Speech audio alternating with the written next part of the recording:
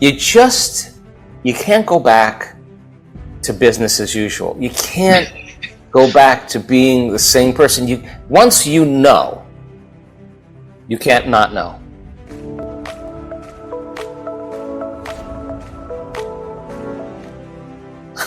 and it's so beautiful because consciousness is awareness, and awareness is noticing and paying attention. So when you see a person who has a transformation, and you see the science that says in a week-long event, there'll be over 600 metabolic changes in 75% of the audience for the better in a 1-week event. When you know that, you're aware of another possibility that may not be the possibility that we think is free will to choose from knowns. This is now, you're stepping outside. And when a person shows up and believes in themselves and does the work, they're believing in possibility. You cannot believe in possibility and believe in yourself. Not believe in yourself. You got to believe in yourself and believe in possibility. You got to believe in possibility. You got to believe in yourself. So, for me personally, it's way bigger than me. I'm very humbled on a regular basis. Every time I get another testimonial, I say, this person is speaking the truth, and it's a footprint for somebody else to step into, and I think the world needs that more than ever. So for me, my greatest passion, my greatest joy, I think there's something in us, Glenn, that's so empathetic. Now we have universities that are studying. We're studying people that can be healed remotely. You don't even need to be in their presence. If you understand the science of quantum physics and you understand how to do it, you can hit a target and heal another person at a distance, and there it is, and there it's gone. Now, when you see that occur, there's some kind of empathy. I drop in on the calls of these people that show up every single day of their life to heal another person, and they do at least 3 or 4 a day. And these people, they're not doing it because they want to be a healer. They're doing it because, well, how they feel when they see a mother who's comes on the Zoom call and says, my daughter was, handicapped from birth. She had a traumatic birth. She's listless, unresponsive, never looked at her brothers. And all of a sudden, this kid is smiling at her brothers and trying to talk. And you watch the people on the Zoom call that are the healers. You see everyone all in tears. There's this empathy that takes place where we're contributing as a species to one another, that we were part of somebody's transformation. We gave in some way. Another one of us is better, and this kind of feeling of empathy, this feeling of connection is so profound that goes against all those survival and stress emotions that create division and polarity and separation and distrust. And so that's when community starts coming together. That's when we start to collaborate, cooperate, and it's got to be from the heart. So I'm super hopeful about what we're doing. Let's see if I can explain this as simple as possible. Living in stress is living in survival. Mm-hmm. And survival is a very primitive mechanism that allows us to really adapt to an environment that's threatening or dangerous. The moment you perceive a danger or threat, you switch on an autonomic function in your body, the sympathetic nervous system, and there's an arousal. The arousal of those hormones causes a heightening of the senses, because now we want to become more acute that there's a danger there. If there's a tiger in the bushes and you hear something rumbling around and it's night, you're going to either run, fight, or freeze or hide. That's your choices. And so that works really well in survival for the short term, because the arousal causes us feeling like we're more our body. We get a rush of energy. The arousal causes our brain waves to change and to move into a more alert state. We narrow our focus on what it is in the environment. We're giving it our attention, all of our attention. And now we're trying to predict what's going to happen in the future based on what we've known in the past. So we're overlaying a known into the future so that we can prepare. And normally when we don't know what it is, the unknown causes us to feel these primitive emotions of survival, and it's best to run. It's best to fear the unknown. So the challenge becomes that works really well for the short term.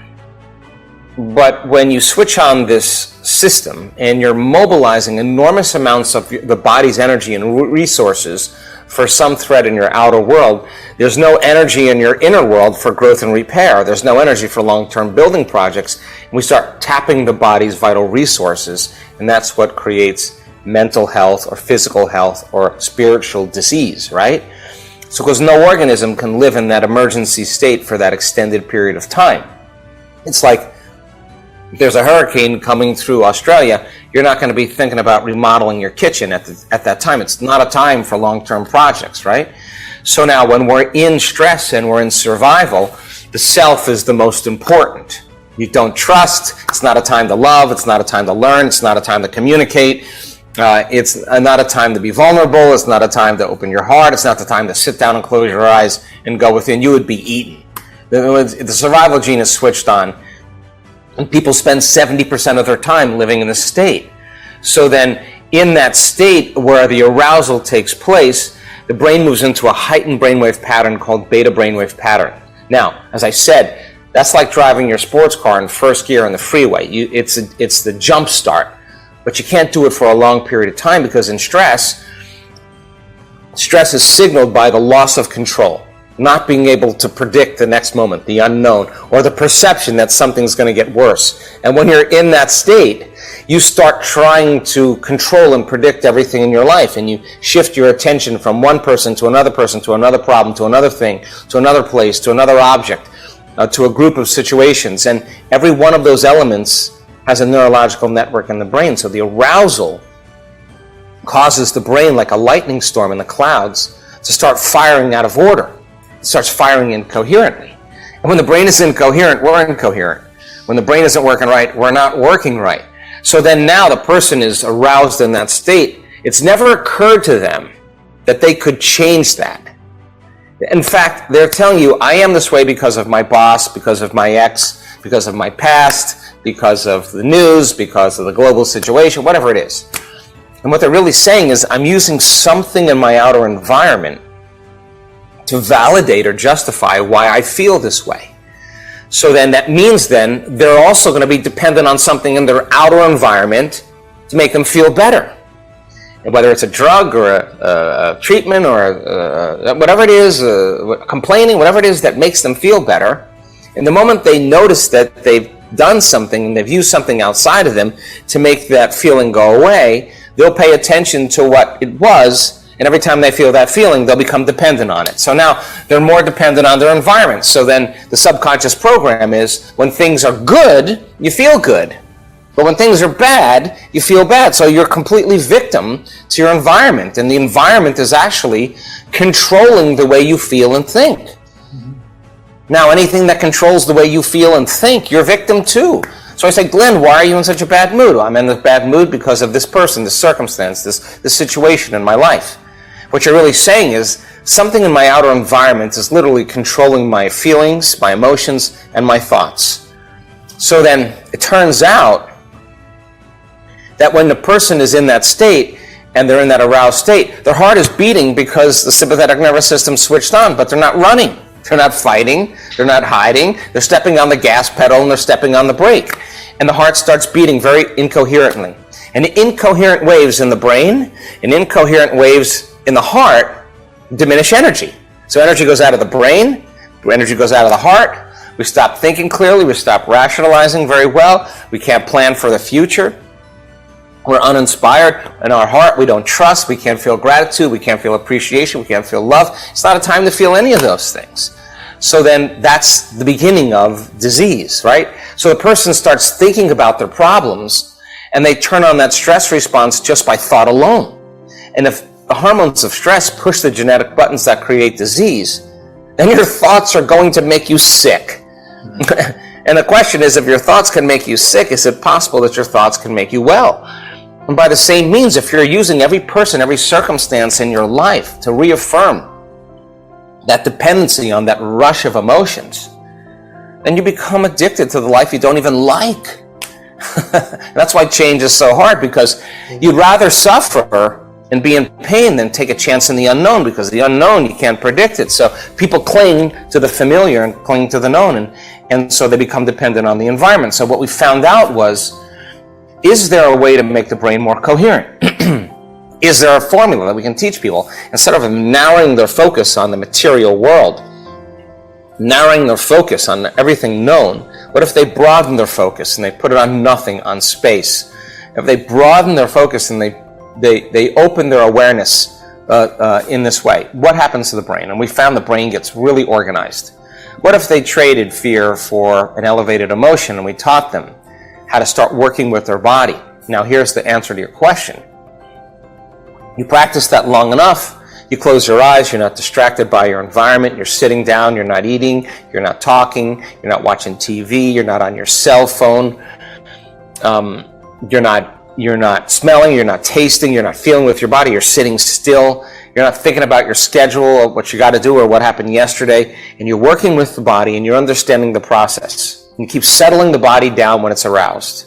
You keep watching your body wanting to get up and do something, you keep bringing it back, and you're training your body to a new mind. It turns out if you keep practicing this, the body finally surrenders to a new mind, and there's a liberation of energy, and the person releases a little of that anger. They release a little bit of that fear, and the body can relax more into the present moment, and energy moves into the heart. We've measured this so many times. Once energy makes it to the heart informs the brain.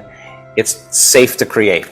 It's safe to think about a possibility of how to get out of this situation. So then, it's really good to do it with your eyes closed when there's soft music playing in the background and you're relaxed and your eyes are closed and you're in a safe environment. But that's training. Because when it matters the most is when it's the hardest to do. And I don't like that answer at all, but it's the absolute truth. I mean, when you're the most frustrated, when you're the most impatient, when you're the most agitated, when you're in the most amount of pain, is it possible then to dial down those survival emotions and practice getting back in your heart, to shorten the refractory period of your emotional reactions? Because when you're living in those emotions, there's always a gap between the way things appear and the way things really are. Yeah. And if you act during that time, and you do something, and you make a choice during that time, you'll always say the same thing. I should have never said that. I should have never sent that email. I never sent that text. Because you were altered in some way. And that's when people knee-jerk, right?